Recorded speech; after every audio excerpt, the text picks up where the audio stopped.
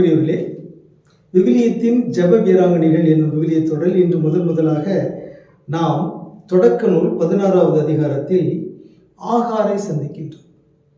ஆகார் விவிலியத்தின் முதல் ஜெப வீராங்கனை என்பது ஒரு வியப்பான செய்தி. காரணம், ஆகார் ஒரு யூத பெண்மணி அல்ல, அவர் ஒரு எகிப்திய பணிப்பெண்.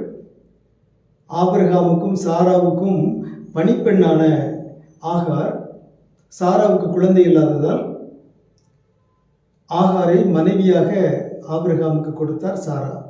அதன் பிறகு இஸ்மயேல் என்கிற குழந்தை பிறந்தது. சாரா அவரை விரட்டி விட்டார். எனவே அவர் பாலை நிலத்துக்கு ஓடி போகிறார். ஆகார் அங்கே ஆண்டவருடைய தூதர் அவரை சந்திக்கின்றார். தொடக்க நூல் 16ஆம் அதிகாரம் 11வது இறைமொழியில் ஆண்டவரின் தூதர் ஆகாரிடம் சொல்கிறார், இதோ கருவுற்றிருக்கும் நீ ஒரு மகனை பெற்றெடுப்பாய், அவனுக்கு இஸ்மயேல் என பெயரிடுவாய், ஏனெனில் உன் துயரத்தில் ஆண்டவர் உனக்கு செவி சாய்த்தார். உன் துயரத்தில் ஆண்டவர் உனக்கு செவி சாய்த்தார் என்று சொல்லப்பட்டிருக்காரு. ஆகவே ஆகார் இறைவேண்டல் செய்தார், ஜெபித்தார் என்று சொல்லப்படவில்லை. ஆனால் உன் துயரத்தில் ஆண்டவர் உனக்கு செவி சாய்த்தார் என்று சொல்லப்பட்டிருக்கு. ஆகவே அவருடைய துயரத்தில் அவர் கடவுளை நோக்கி மன்றாடி இருக்கிறார். கடவுளும் அவருக்கு செவி சாய்த்திருக்கிறார்.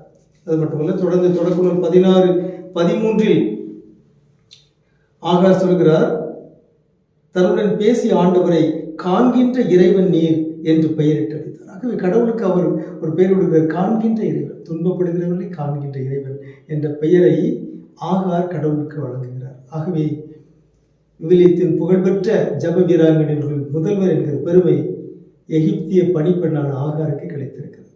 உங்களுக்கு அமைதி உரித்தாக.